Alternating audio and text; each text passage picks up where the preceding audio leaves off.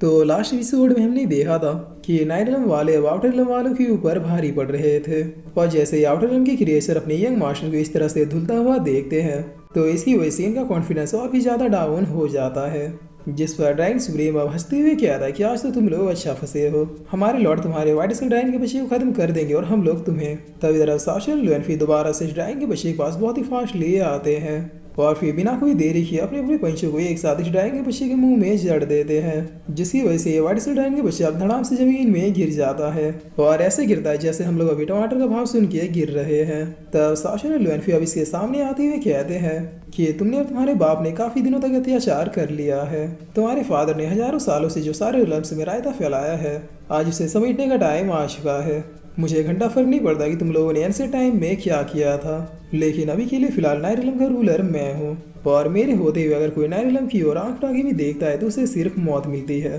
तब ड्रैगन के बच्चे के मुंह से अब चिल्लाने के अलावा और कोई भी आवाज नहीं निकल रहा था और इतना किया कि ये दोबारा से अपनी पावर्स को जनरेट करता हुआ सीधे साशन की तरफ अटैक करने के लिए बढ़ जाता है। तब साशन भी अपने पंच के साथ इस अटैक को डॉज करने के लिए बढ़ जाता है, जिस पर अब ये टकरार थोड़ी देर तक ऐसे ही चलती है, मगर लास्ट में साशन के पंच की वजह से इस वाइट स्कल ड्रैगन के बच्चे का नाखून भी टूटने लगता है। तब लुएनफी भी अपने एक मूव को क्रिएट करते हुए कहता है कि भाई इस बैंगनी पकौड़े को ऐसे ही पकड़े रखो, और ये कह के लुएनफी अपनी पावर से इसे मसलना शुरू कर देता है। तब यंग मास्टर अब किसी तरह से यहाँ से भागने की कोशिश करता है, मगर इसे ये पता नहीं कि इन दोनों चलाते से बच के भागना इम्पॉसिबल है, जिस पर साशन अब सीधे इसे सामने आते हुए इसके सर को पकड़ लेता है और पकड़ते हुए कह रहा है कि अरे क्या हुआ, तुम तो गेम छोड़ के भाग रहे हो ना मुन्ना, ना ऐसा नहीं करते, भला आज तक कोई अपनी मौत से बच के भाग पाया है। तब इतना कहते कहते साशन अपनी पावर से इसके सर को क्रश करने की कोशिश करने लगता है। गाइस मानो या ना मानो, लेकिन ये दोनों भाई अपने दुश्मनों को पनिश करने के मामले में बहुत कमीने हैं। बेचारा ये वाइट स्कल ड्रैगन का बच्चा भी सोच रहा होगा कि मैं मदर बोर्ड हुए इन दोनों से भिड़ने चला आया और अब ये यंग मास्टर साशन के अटैक को झेल ही रहा होता है, लेकिन तभी ऊपर से लुएनफी कहता है कि भाई अब मेरी बारी है, जिसके बाद लुएनफी इसे टॉर्चर करने में कोई भी कमी नहीं छोड़ता है। तब इस यंग मास्टर की ऐसी हालत देख के आउटर एलम वालों की पुंगी बज जाती है और फिर ये टायर किंग अब चिल्लाते हुए कहता है कि यंग मास्टर मैं आ रहा हूँ, मेरे होते हुए कोई भी आपका कुछ भी नहीं बिगाड़ सकता। तब इतना कहते ये टायर किंग अब सीधे साशन लुएनफी की ओर जाने लगता है, लेकिन थोड़ी दूर जाते ये फिर से रुक जाता है क्योंकि ड्रैगन सुप्रीम और बाकी आउटर एलम वाले अब इसके सामने आते हुए कहते हैं कि बेटे जिसका जो बिगड़ना था वो बिगड़ चुका है, हमारे दोनों लॉर्ड्स ने तो अभी तक मार मार के तुम्हारे यंग मास्टर का पिछवाड़ा भी तोड़ दिया होगा, इसीलिए अब तुम ये मान के चलो कि तुम्हारे यंग मास्टर का किस्सा खत्म हो चुका है। तब ये सुनिए टायर किंग अपने बचे बचे पावर्स को जनरेट करता हुआ एक जोरों का रोर करता है, जिसके बेड से सामने खड़े सुप्रीम दूर आके गिर जाते हैं। तब ये देखकर ड्रैगन सुप्रीम कहता है कि वो तो अभी भी इसकी अकड़ नहीं गई है,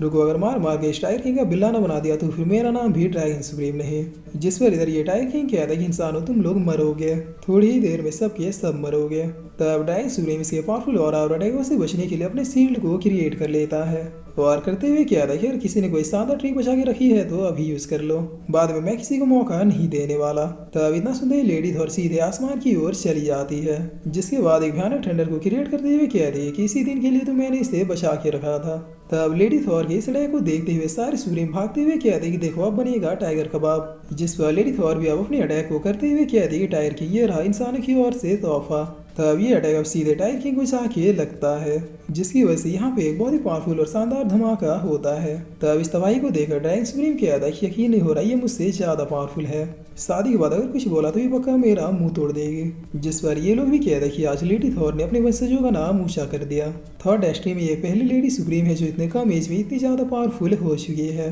तब ड्रैगन सुप्रीम अब लेडी थॉर के पास आते हुए पूछता है कि क्या तुम ठीक हो, जिस पर लेडी थॉर कहती है हाँ मैं बिल्कुल ठीक हूँ, बस इस अटैक को यूज करने में बहुत सी एनर्जी वेस्ट हो गई, लेकिन चलो अच्छा कम से कम काम तो हो गया। तब इधर हम देखते हैं कि इस अटैक की वजह से टायर किंग की बॉडी से धुआं निकल रहा था, लेकिन फिर ये खुद को संभालते हुए किसी तरह से खड़ा होता है, जिसके बाद हंसते हुए कहता है कि बेवकूफ इंसान हो तुम लोग, क्या लगा कि तुम लोग मुझे इतनी आसानी से डिफीट कर दोगे, कमजोर और लाचार तुम लोग हो, तुम इंसान ना कि हम आउटर एलम वाले। तब लेडी थॉर स्माइल करते हुए कहती है कि रियली लेकिन मुझे तो ऐसा कुछ भी नहीं लगता, जिस पर लेडी थॉर की इतना कहती है टायर किंग अब अजीब सा मुंह बनाते हुए कहता है कि आखिर तुमने ये क्या किया।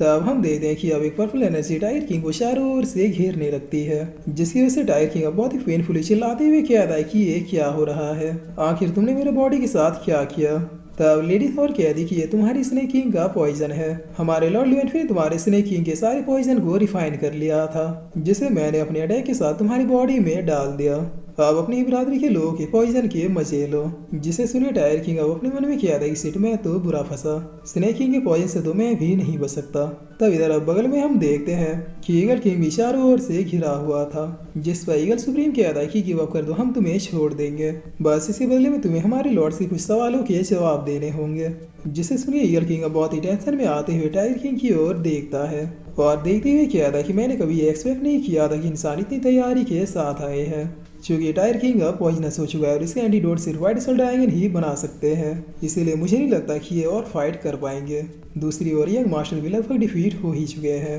इन दोनों इंसानों ने बगैर किसी खरगोश के यंग मास्टर को संभाल लिया, जिस पर अब ये दोनों ही अपने अपने मन में एक साथ कहते हैं कि हम लोग इन्हें डिफीट नहीं कर सकते, लेकिन यंग मास्टर अगर कुछ हुआ तो फिर व्हाइट सल ड्रैगन हमें नहीं छोड़ेंगे। लगता है अब हमें हमारे आखिरी ट्रिक का यूज करना ही होगा, हम इन्हें ऐसे तो जीतने नहीं दे सकते। तब इधर अब हम इस यंग मास्टर को देखते हैं जिसे साउशेन लुएनफी ने गिरा गिरा के लेटा लेटा के इतना पीटा था कि बेचारे के पंख भी डिस्ट्रॉय हो चुके थे। जिस पर साउशेन लुएनफी अभी भी इसी के ओर ही आते हुए कहते हैं कि व्हाइट सल ड्रैगन के बच्चे, देखो हम लोग इंसान होते हुए तुम्हें किस तरह से कूट रहे हैं, अगर मैं और भाई चाहते तो तुम्हें कब का मार चुके होते, लेकिन नायरिलम में कदम रखे जो तुमने अपनी लिमिट क्रॉस किए थे, ये टॉर्चर और पनिशमेंट उसी का प्राइस था। मगर चिंता मत करो, अब हमारा मन भर चुका है, चलो मौत की भीख मांगना शुरू करो।